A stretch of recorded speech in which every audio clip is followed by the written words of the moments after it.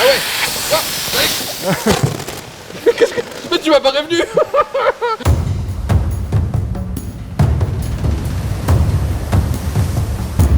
Bonjour à tous, bienvenue dans un nouveau numéro de Ça mange quoi, avec aujourd'hui un numéro exceptionnel consacré à Damien Seguin. C'est le skipper de l'IMOCA Group Apicil et il va participer à la mythique course du Vendée Globe. 80 jours, seul, sans assistance. Et là, on est sur son bateau et on va comprendre comment est-ce qu'il fait pour manger, comment est-ce qu'il se prépare physiquement et puis surtout, comment est-ce qu'il dort, car vous allez voir que les organismes, là encore, sont mis à rude épreuve. Eh ben, je t'invite à monter à bord. Bah c'est parti, à la découverte de ta super cabane. Ça va être ma maison pendant 80 jours. Donc là, on passe de l'extérieur du bateau dans le cockpit. Je vais directement t'amener à l'intérieur du bateau, dans la grotte. Voilà. Là, la taille peut être un handicap. Hein. Donc là, on est dans la zone de vie du bateau. On est chez toi. On est chez moi. Donc là, c'est le siège de veille, donc qui est moulé à ma forme, hein, un peu comme un baquet de Formule 1.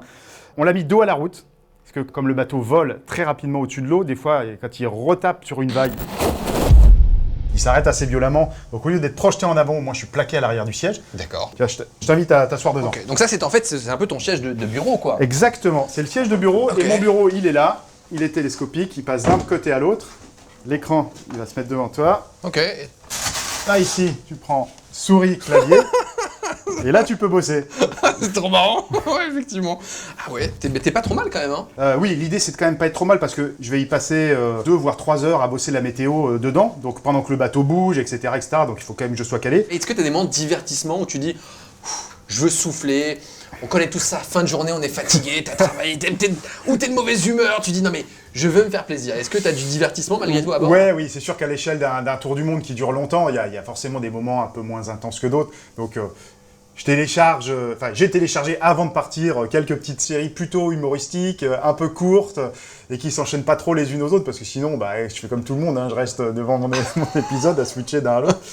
Il y a d'autres endroits importants ici sur le bateau qui te servent, je sais pas, est-ce que tu as des placards, est-ce que...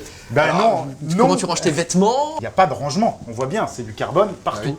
Ah oui, il n'y a pas de placard. Il n'y a pas de placard, il n'y a rien. Pas de dressing. Tout est conditionné dans des sacs. Tu pars avec beaucoup de vêtements Il faut savoir que sur un bateau de course comme ça, plus on est léger, plus on est performant.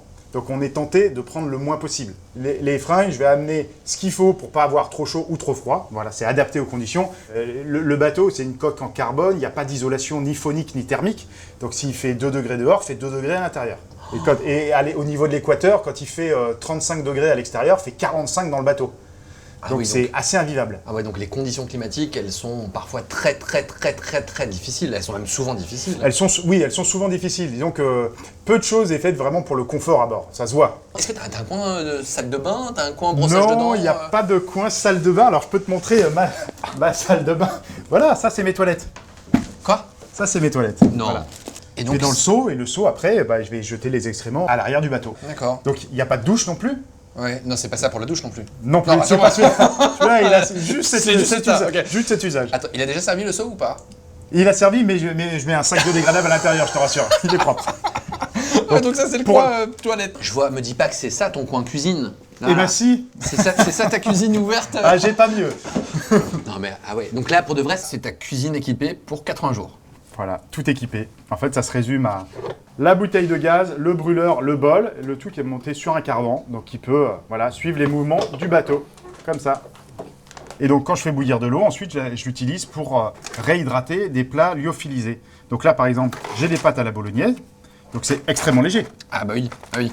Puisque le principe de ces plats-là, c'est qu'il n'y a pas d'eau à l'intérieur. Le poids est l'ennemi de la performance. Voilà. Est-ce que c'est bon? Alors, ils ont fait beaucoup de progrès. Ceci dit, je n'ai pas répondu à ta question. Non, t'as pas dit oui. Tu goûteras, tu feras ton avis. On a d'autres types de plats qui sont de l'apertisé. Donc là, c'est beaucoup plus lourd parce que du coup, c'est des plats cuisinés avec l'eau à l'intérieur. Mais ça a plus de goût. Ah, là, il y a un dalle de lentilles vertes. Ouais. T'aimes bien les lentilles? Ça, c'est pas mal. La nourriture, ça doit rester quand même un plaisir. Et des fois, c'est le seul petit plaisir de la journée, c'est de s'asseoir pour manger chaud.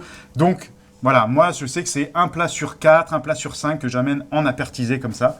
Le reste, sinon, c'est du lyophilisé pour surtout une question de poids. Mais du coup, entrée, plat, des desserts aussi? T'arrives à manger du sucré On a des desserts lyophilisés, oui, mais après, je vais avoir des barres de céréales. Sur le début de course, je vais amener des fruits. Mais au bout d'un moment, j'en aurai plus. Et puis, il n'y a plus de supermarché sur la route. Ah oui. Donc après, voilà, après, il faut savoir se faire plaisir, un peu de chocolat, etc. etc. Donc tu peux prendre aussi un peu de chocolat avec toi de Heureusement, côté. sur des courses de 80 jours comme ça, tout seul, des fois dans des conditions pas simples dans le Grand Sud, il faut savoir se faire plaisir. Et tu manges, parce que là tu fais ta cuisine, alors il n'y a pas beaucoup d'espace, on a la tête Ah qui non, cogne ouais. en 2 secondes. Tu vas manger parfois ici, là, comme ça, en 2-2, ou des Alors- fois tu t'installes. Est-ce que tu as un coin repas? Il n'y a pas de coin repas proprement dit, il n'y a pas de table non plus, etc. Donc moi, je vais m'asseoir à un endroit où déjà je vais me caler. Ouais, On est mais là- vraiment esclave des conditions météo dans lesquelles on est. Écoute, ça fait 5 minutes qu'on est là, je me sens oppressé déjà, je me dis, mais attends, il faut qu'on aille manger à l'extérieur. Est-ce qu'on peut essayer de goûter un plat comme ça à l'extérieur pour essayer Comme de... ça, tu te feras un avis. Exactement, très bien. Allez, c'est parti. Allez, le coin, on va pas se cogner la tête. Donc toi, je t'ai fait du poisson à la provençale avec son riz. S'il vous plaît. Voilà. Et moi, j'ai du poulet au curry.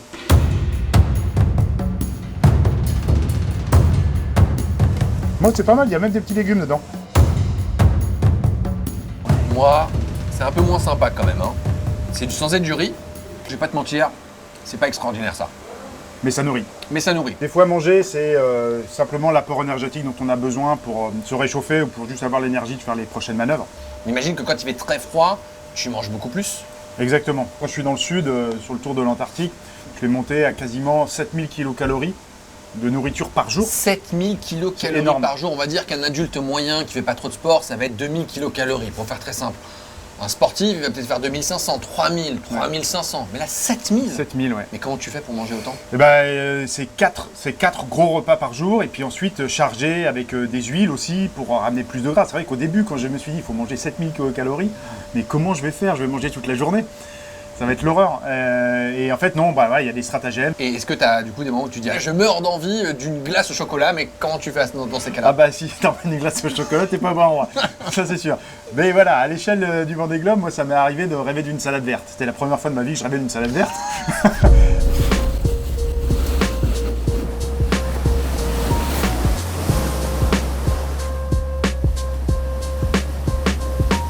Ça va être ton lit pour 80 jours. Oui, on est un peu en mode camping, je te l'avoue. Mais c'est extrêmement basique. Hein. Le lit, en fait, c'est une bannette, donc c'est un cadre en carbone avec juste une toile tendue dessus. Oui, Ah oui, il n'y a vraiment qu'une toile, il n'y a pas de oui. sommier quoi. Ah, rien du tout. Et donc ça vas-y, c'est ton lit, je là, t'invite. tu dors, ouais, tu t'invites dans ton lit. Ok. Oh ça. Ah. Oh, ça va. Ça va, mais quand le bateau est penché, en fait, avec ce palan, je vais adapter Ah à la ouais. gîte du bateau, en fait. Donc là, d'accord. des fois, tu vas être calé comme ça pour pouvoir être à plat. Ah, Ou d'accord. alors, suffisamment incliné, en tout cas, pour pas être éjecté à l'extérieur de ton lit quand tu fais la sieste.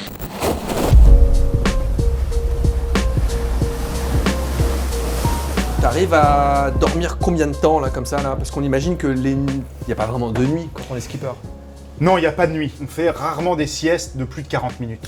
Attends, des siestes de 40 minutes, ça veut dire que tu fais pas de cycle de sommeil de 3 heures, 4 heures, 5 heures? Jamais. Tu dors par tranche de 40 minutes? Voilà. Le but du jeu, ça va être sur mes 24 heures de ma journée de caler le maximum de fois 40 minutes de sieste. Par tranche de 40 minutes. Mais on sait que dans le sommeil, il y a plusieurs phases. T'as jamais le temps d'arriver dans la phase de sommeil paradoxal, de sommeil où on rêve normalement. Exactement. Jamais. En fait, on garde la partie de sommeil qui va juste me permettre de récupérer physiquement, intellectuellement, mais on va zapper tout le reste. Mais le sommeil paradoxal, c'est celui qui va aussi consolider la mémoire. Donc même en dormant 40 minutes simplement, tu arrives à rester lucide parce que toi, tu dois être alerte psychologiquement, psychiquement et aussi physiquement. T'as pas de coup de fatigue. Je suis assez scotché. Il faut connaître sa ligne rouge qu'il ne faut pas franchir, voilà, où tu vas avoir des hallucinations, et là où tu vas potentiellement pouvoir faire un peu n'importe quoi sur ton bateau. Donc il ne faut pas tomber dans cet épuisement-là. J'ai appris comme ça à le faire, et j'ai appris des techniques d'endormissement aussi, parce que quand on dort 40 minutes, on ne va pas passer non plus 20 minutes à s'endormir. Donc il faut que ce soit presque en un claquement de doigts. T'as peut-être une technique à nous donner, je sais pas, tu comptes pas les moutons, non? Il n'y en aurait pas assez. Mais voilà, je me suis fait ma propre tambouille. Mais il y a quelque chose qui marche très bien et qui est très simple, que vous pouvez essayer chez vous. C'est la respiration carrée. On le fait ensemble? On le fait ensemble. Alors, j'inspire. On inspire sur 4 temps. On maintient pendant 4 temps. On bloque. Et on respire. Et donc ça, on fait ça les yeux fermés, en prenant conscience de l'élévation et de l'abaissement de la cage thoracique.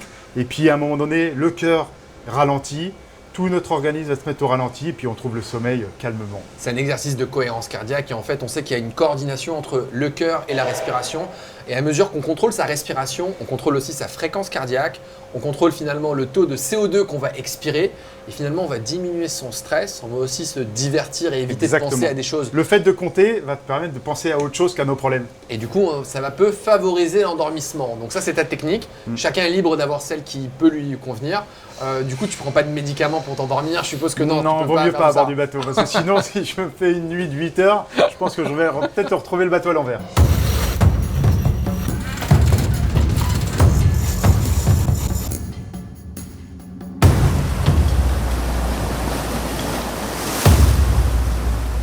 Damien, tu vas partir 80 jours sur ton bateau tout seul. Tu dois être en super forme physique. Bah, l'idée, effectivement, c'est d'être en forme. Alors, j'ai pas besoin d'être un surhomme ou d'avoir des muscles comme Hulk, mais j'ai besoin d'être en forme sur le bateau, surtout pour éviter de me blesser, essentiellement. Parce que tu vas soulever en plus des poids très lourds sur le bateau. Oui, les voiles sont lourdes et puis on est toujours en recherche d'équilibre. Le bateau, il bouge tout le temps, il penche, il tape. Donc, faut avant tout que je me blesse pas en tombant.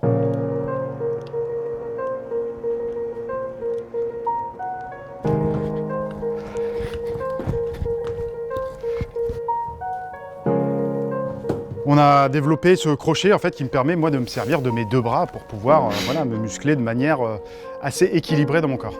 C'est capitaine Crochet. 1, 2. Voilà, Ah ouais. il est tout rouge. Ah quand même. Ça pèse son petit poids là. Bah là c'est le poids d'une voile à bord du bateau. Ça c'est une voile simplement. Ouais, donc quand on fait une manœuvre, on manipule au moins 2 fois 80 kg sur la longueur du pont du bateau. Attends, je redescends. Ah ouais. Les gens vont dire que je suis grave faible, mais en fait c'est que t'es grave fort. Je pense que c'est surtout ça. Et tu vois, je pourrais te balancer un seau d'eau de mer aussi en même temps.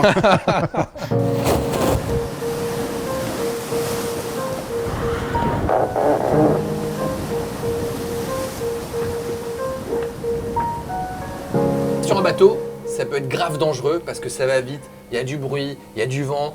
Alors certes, t'es rodé, mais il y a quand même, moi je vois plein d'accidents potentiels. T'as des équipements de sécurité? Oui, on s'équipe vraiment de manière spécifique pour éviter effectivement de se cogner, de se faire trop mal sur le bateau et pour être en sécurité aussi quand je suis à l'extérieur, dans les embruns, pour pas passer par-dessus bord. De quoi t'as besoin? Alors déjà, des vêtements pour être étanche. Donc là, je vais t'équiper, tu vas mettre une salopette. Voilà, on fait bien Attends, la j'ai zipette. un petit style là quand même. Hein. Et c'est pas Franchement, c'est pas mal. Hein. Tu rajoutes les bottes. Ah, tu mets ses bottes tout le temps? Bah oui, je suis pas en chaussettes dans le bateau. Tu vas passer la tête par ici. Voilà. Avec la main, tu passes le col étanche. Voilà. Ok. Donc là, pareil, Gore-Tex avec des manchons en haut et en bas, comme ça l'eau peut pas rentrer. Là, t'es étanche. Hop, un beau casque de rugby. Ok. Voilà. Ok. Il est beau, voilà, un vrai première ligne. Si je perds connaissance sur le pont du bateau, je suis balayé par une vague, bah voilà, c'est terminé. Donc vraiment se protéger. Ensuite, quand je me déplace sur le pont, je vais mettre un gilet sécurité, donc c'est des gilets autogonflants. Ok, mais gilet auto-gonflant, à quoi ça sert? Quand tu es prêt, tu tires sur la petite manette rouge.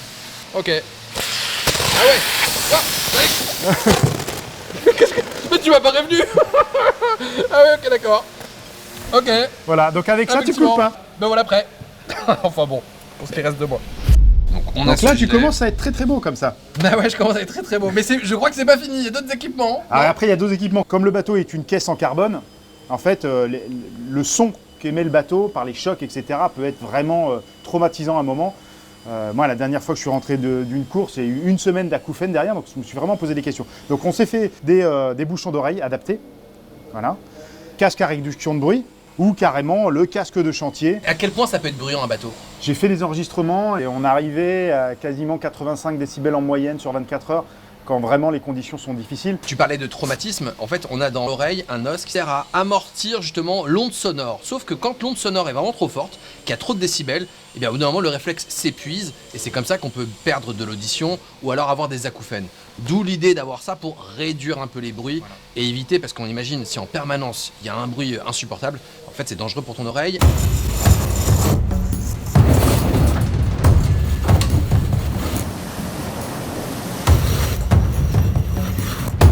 Damien, c'est ce qu'on voit très régulièrement dans des photos, des vidéos, les skippers qui font ce mouvement. À quoi ça sert ça? C'est la colonne de winch, et effectivement c'est notre engin de torture, c'est avec ça qu'on va travailler essentiellement dans le cockpit. Il faut imaginer qu'une écoute pour régler une voile d'avant, ça va atteindre quasiment 2 tonnes et demie de tension dedans, donc à la main c'est impossible à prendre. Donc du coup, j'utilise la colonne de winch. Et d'ailleurs, cette colonne, il y a une adaptation parce qu'en fait, tu as une agénésie de la main gauche. En fait, moi je me suis adapté au bateau, hein. Je suis né avec ce handicap, donc j'ai toujours appris à faire les choses de la vie quotidienne avec une seule main, et quand j'ai appris à faire du bateau, c'est exactement pareil. Alors c'est sûr que je ne fais pas les manœuvres de la même façon que quelqu'un qui a ses 2 mains à bord du bateau, mais en tout cas, moi je me sens prêt voilà, à affronter la mer. J'ai prouvé par le passé que je pouvais être aussi performant qu'un valide sur le bateau, et d'ailleurs, voilà, sur le Vendée Globe, on va être 40 au départ. Sur les 40, il y en a 2 en situation de handicap, moi et un Chinois qui a quasiment le même handicap que moi. Il va y avoir 7 féminines au départ, et le plus âgé a 63 ans, et la plus jeune a 22 ans. Comme quoi, finalement, tout le monde peut naviguer finalement sur un bateau et être performant.